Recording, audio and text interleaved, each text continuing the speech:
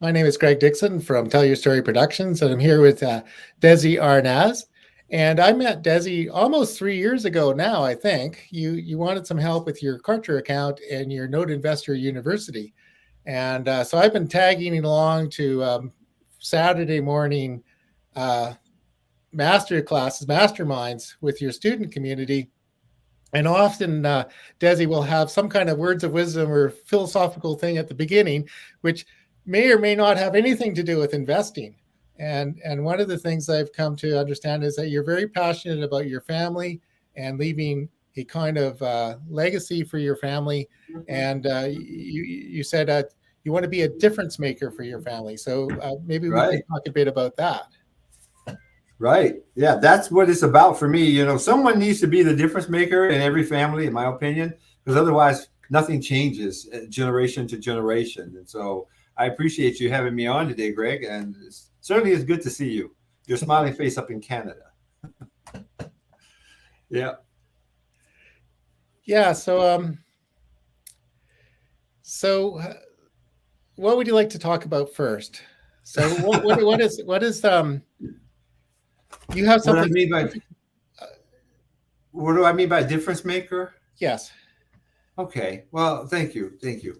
Well, when I look at some of the wealthiest family, we're talking financials, Yeah. first of all, financially, okay, and in other ways too. I'll show you guys today how I've structured my trusts and so forth, so that you can get a feel for how you can actually impact not just your family's finances, but also the family, your family's culture over Yes. time.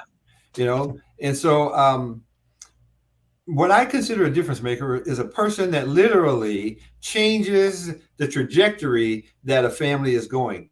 And most families today uh, leave a legacy of very similar things, life to the one that they lived. So, like if Yes. they were struggling along and living paycheck to paycheck, that kind of thing, their legacy is to their children and future generations. That's pretty much it. And those children and future generations have to figure it out on their own. Yes. And what I've learned as I started working with so many wealthy individuals that have come up in wealthy families, I've learned that wealthy individuals teach their children what I like to refer to as financial intelligence.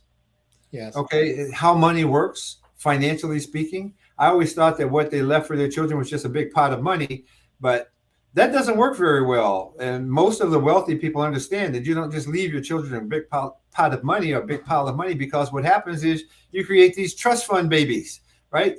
And they go out and they destroy it all in one generation. And then the next generation gets right back to that whole day to day grind again. And so someone needs to be the difference maker to structure something that makes sense, Greg. That's what I'm talking about. So what kind of things are you doing to make that happen for your family? Well, one of the things that I'm doing is I started something known as a family bank. Okay. And what that is it's actually a trust. It is what's called a dynasty trust. You can get dynasty trust in some states, not all states, but Tennessee is the place where we have ours. So you set up a dynasty trust, and basically that's a trust that lives on after I'm gone.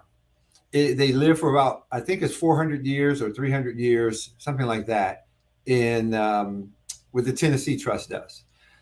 Versus, for example, a typical family trust. You look at most family trusts, when the person who set up the trust dies, within about 50 or 60 years, that trust self-destructs. That's the way most trusts are set up. Most of them self-destruct right after this person dies, and all the estate is divided up. Then that trust self-destructs. But if that doesn't happen, they still will self-destruct at some point in the future. And so the dynasty trust allows us to move forward and pass on the knowledge and the life lessons that we have, and the money. And the way that I've structured my trust is kind of unique, Greg. Would you like me to share that with you? Yes, please. Yes. Okay. Well, what I did is I combined it with a whole life insurance policies on each of our family members. And but the whole life insurance policies are structured in a certain way so that they function more like a bank account than an insurance policy. And I didn't know that that was even possible until about a year ago. I've never been a fan of insurance. I've always felt like insurance is just a big old ripoff for the most part. You Yeah. know what I mean? You're paying for something that you're never going to use. And what's the point of that? And so I've always kept my insurance at a minimum, right? I buy term policies because it's the cheapest policy out there to buy a term policy. And then I would buy it the least amount of money, um, you know, when I die. Get me in the ground, give my wife a little bit of money to take care of herself for a short period of time, and don't worry about it from there. Yeah, that was kind of what my thinking was. But now I understand that that's really not a very well structured or very well thought out way to insure your family. One of the things, Greg, that really turned my head was this. As I started working with wealthy individuals, and one in particular comes to mind. Obviously, I didn't ask permission to share his name, so I won't share his name. But he was telling me that his family had set up this whole dynasty trust, family dynasty trust, years ago.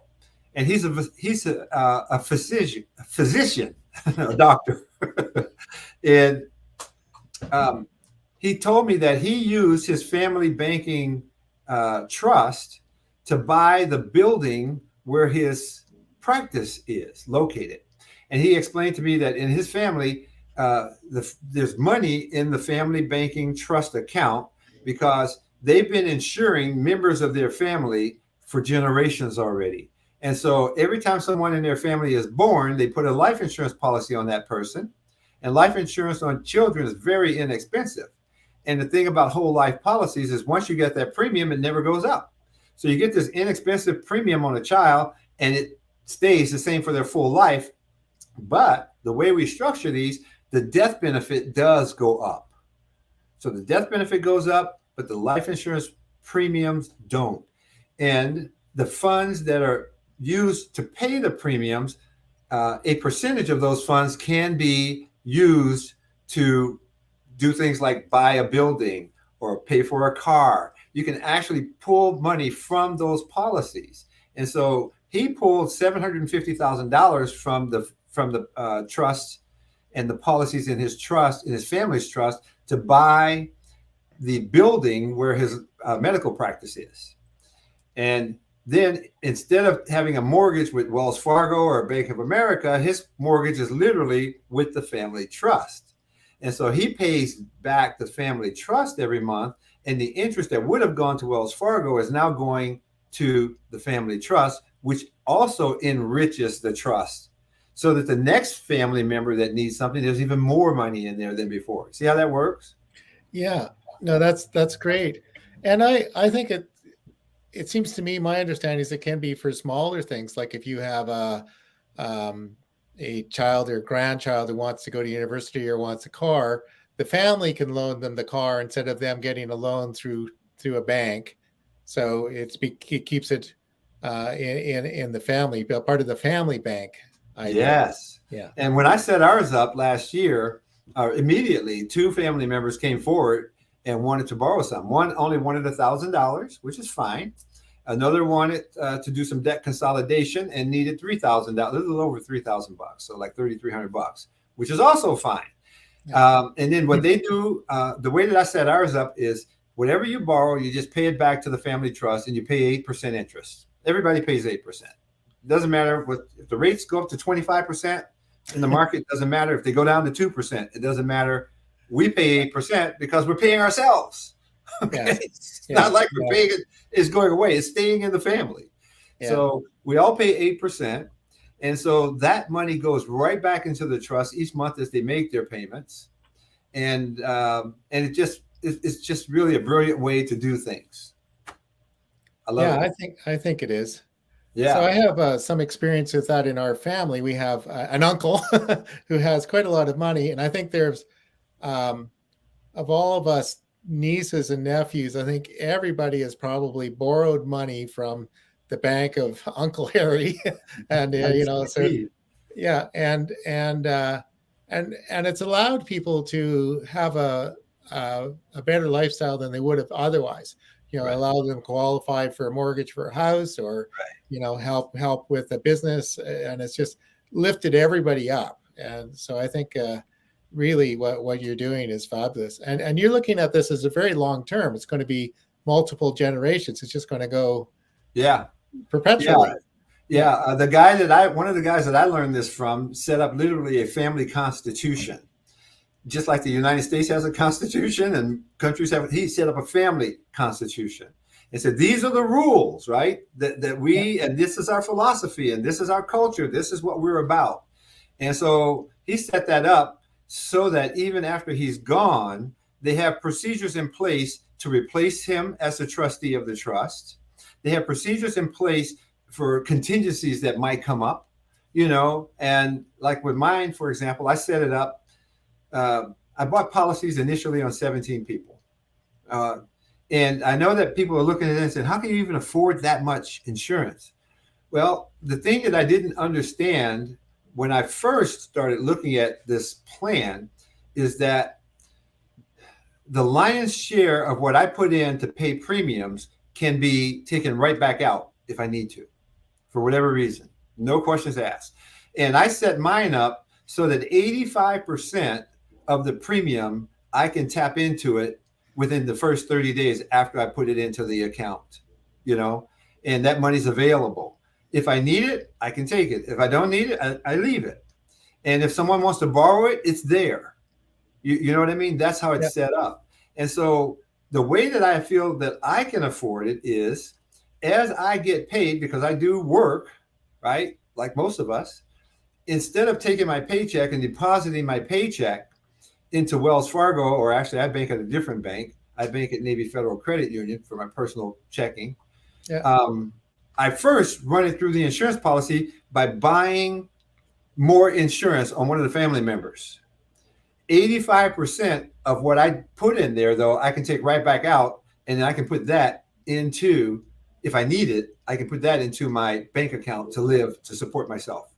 But what happens is that other 15% that I left in there bought more insurance on one of the family members, whichever one I put that money in under.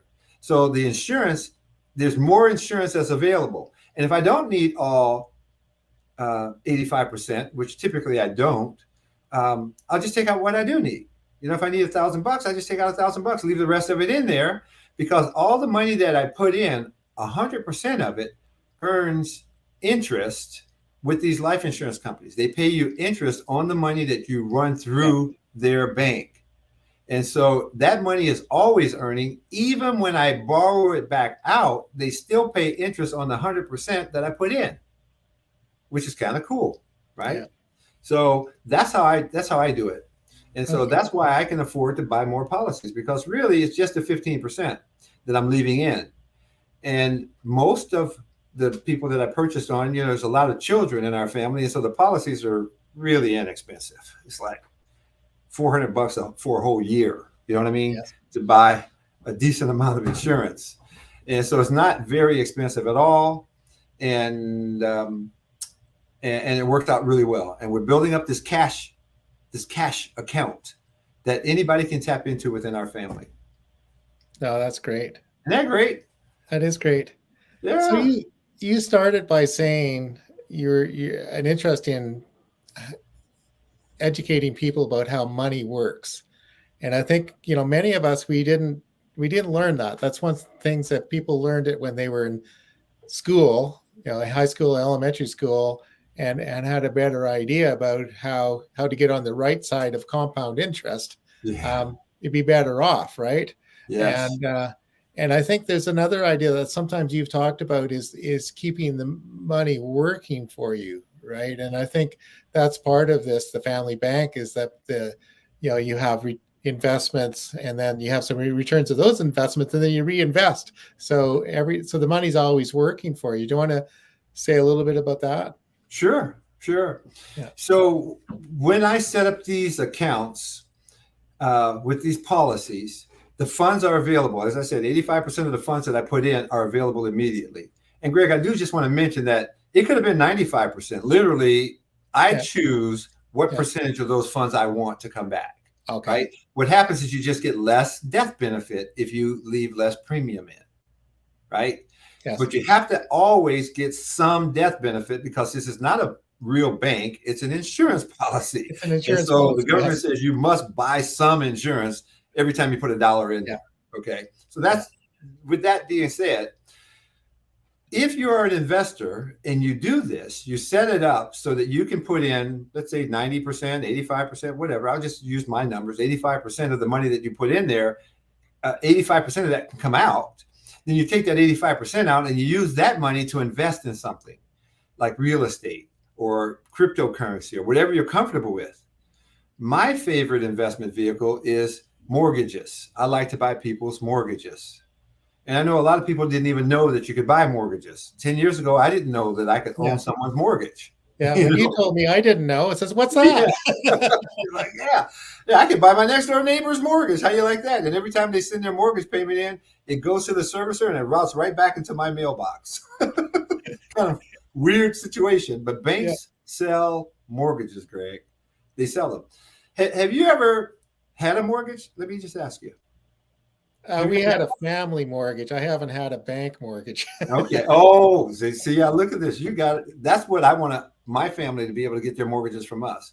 Well, if anybody out there has ever had a mortgage, they have probably received a letter from the lender saying that we've transferred your loan to a new lender. And starting next month, please send your mortgage payments to them. Don't send it here. Yes. That literally means that that person's mortgage has been sold. Yes. Now, that's been going on for decades between the banks. But about 10 years ago now, well, a little more than 10 years ago, during the last recession, it opened up, a window of opportunity opened up for us ordinary folks to actually buy mortgages too. And so in 2013, I discovered that. And I didn't know about that. Even though I had been a real estate agent, I even owned a mortgage company, Greg, 2 different mortgage companies. And I didn't know that I could own someone's mortgage. But once I did find that out, I realized I'd rather own the mortgage on the real estate than to own the actual real estate.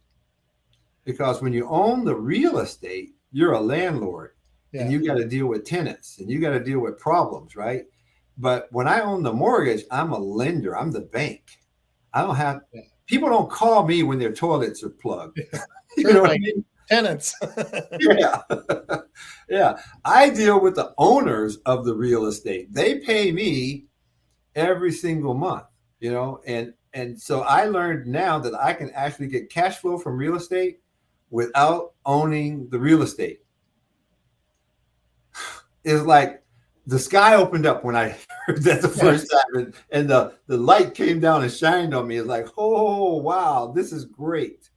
Because before that, Greg, I had been a landlord and I had bought lots of rental properties, and I dealt with so many things, even rent strikes from tenants. I've dealt with all kinds of stuff. And I never liked being a landlord, but I did it because I wanted the cash flow. Yes. You know, you collect rent every month. Yeah. And that's why I did it.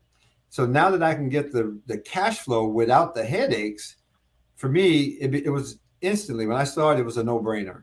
And I jumped ship from real estate. And I haven't purchased another rental property since then. Don't plan to purchase any either. No. I know a few people, including Bonnie, who've had some experience with bad renters gone bad, you know, and it's you know, it's hard, right? So and I popped into, as a Canadian, what do you call it, the Real Estate Investment Network, and I popped in. They had a webinar series, and I happened to be popped into a room in insurance, house insurance, and they were talking about renters gone bad. You know, they said sometimes they can be in there for 6 or 8 years. Everything's fine. They lose their job. They get mad and they take it out on the house. You know, it's just, those things just happen. Yeah. And then there's other things too. You know, one of my partners was telling me about one of his rentals in Kentucky. He lives here in California, but he had a family of raccoons that had just taken up residence in the attic. You know what I mean?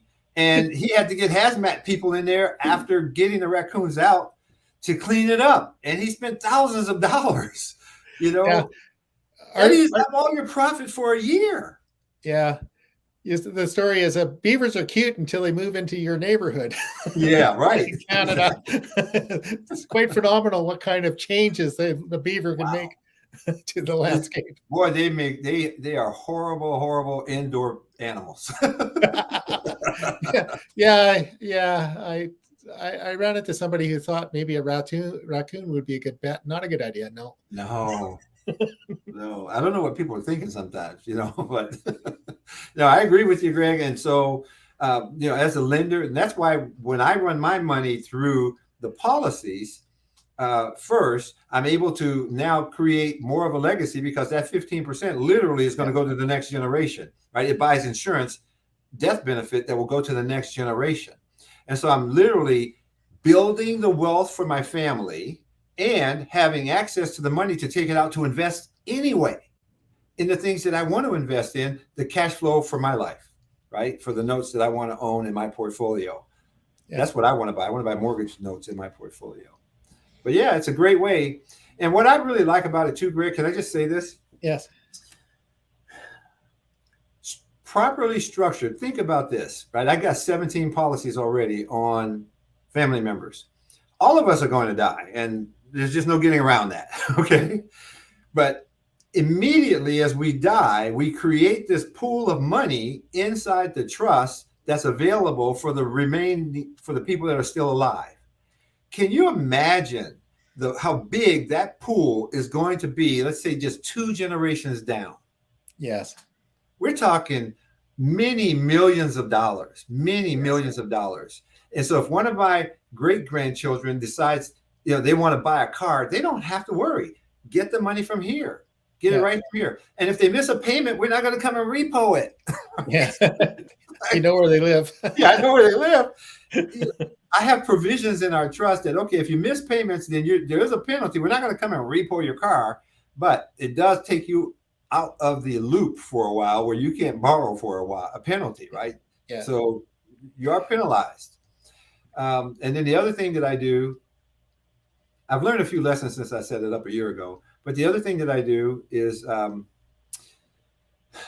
going to now start insuring the spouses. When I first set it up, I was only insuring blood relatives, right.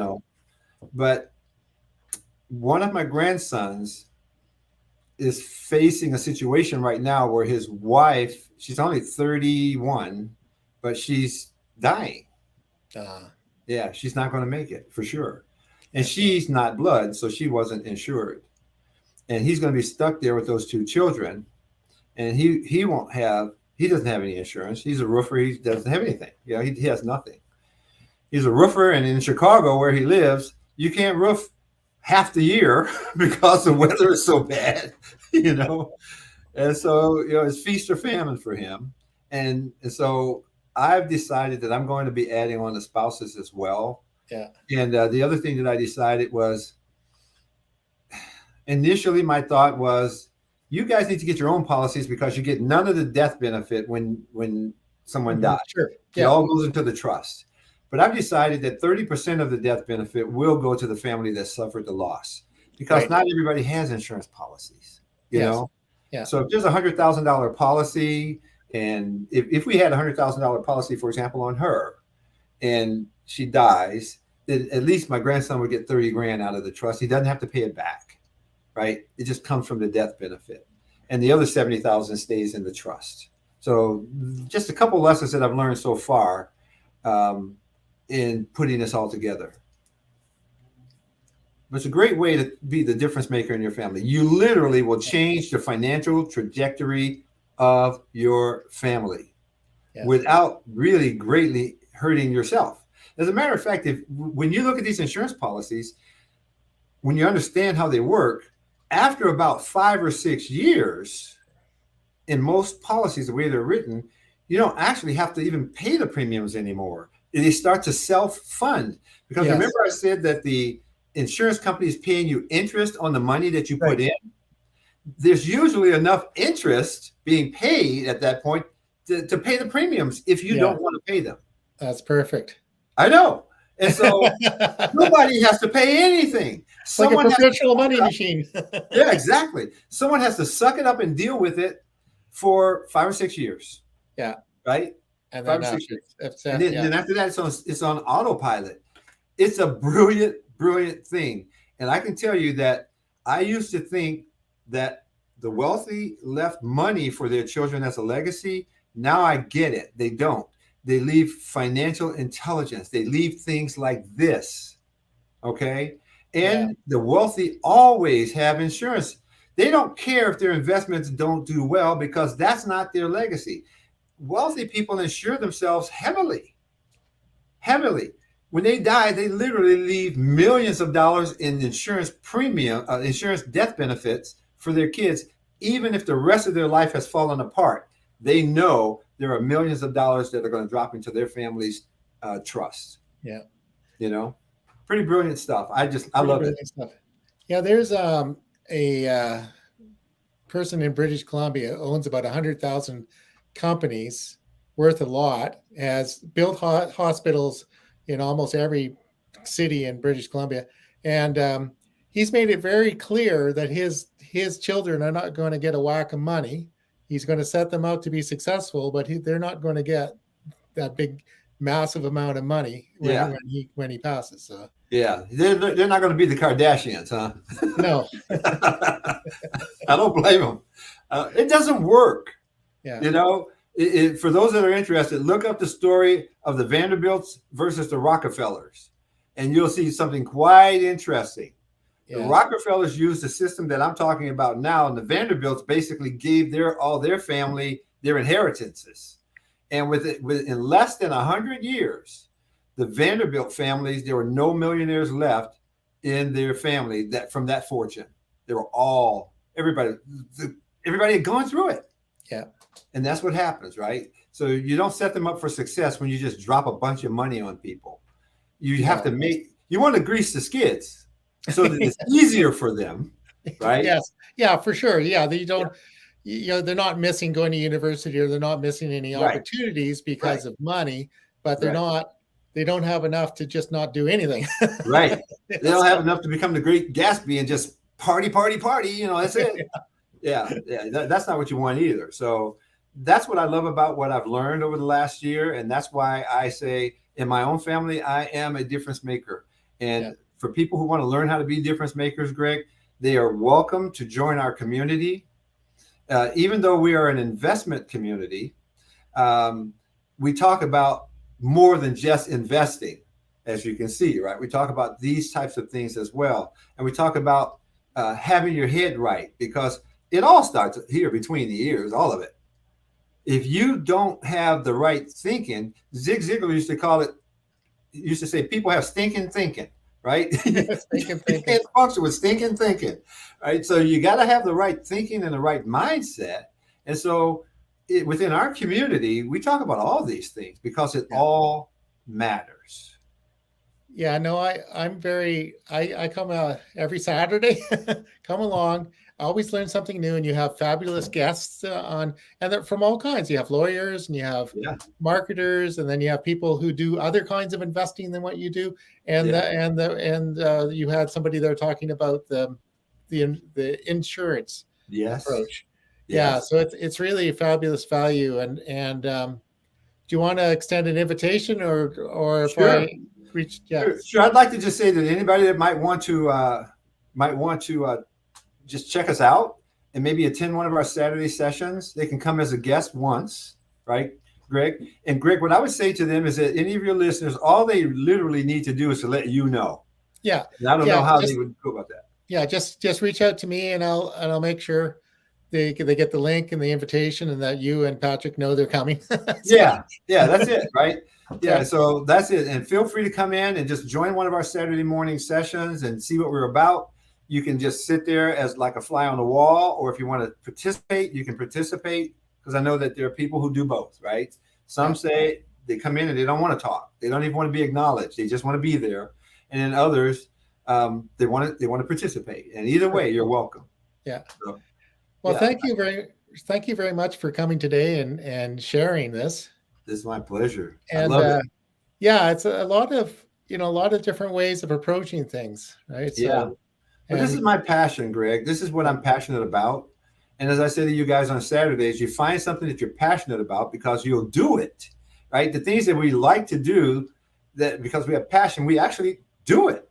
Yes. The things that we try to do because we just think we can make money, then we don't actually really put our hearts into it. But if you can figure out a way, as I teach people, to find something that you're passionate about and then monetize it, now you have a good life. At that point, you have a good life. You're doing something that you love and you're getting paid. Yeah. And you're helping your family. No, it's great. You know what I mean? It's all there. It's a full package. It's all a full package. Yeah. Yeah. So, okay. Thank you for coming. I'm going to play this little video at the end here.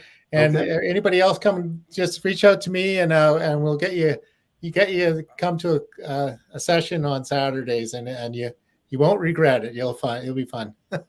Thank you, Greg. There we go.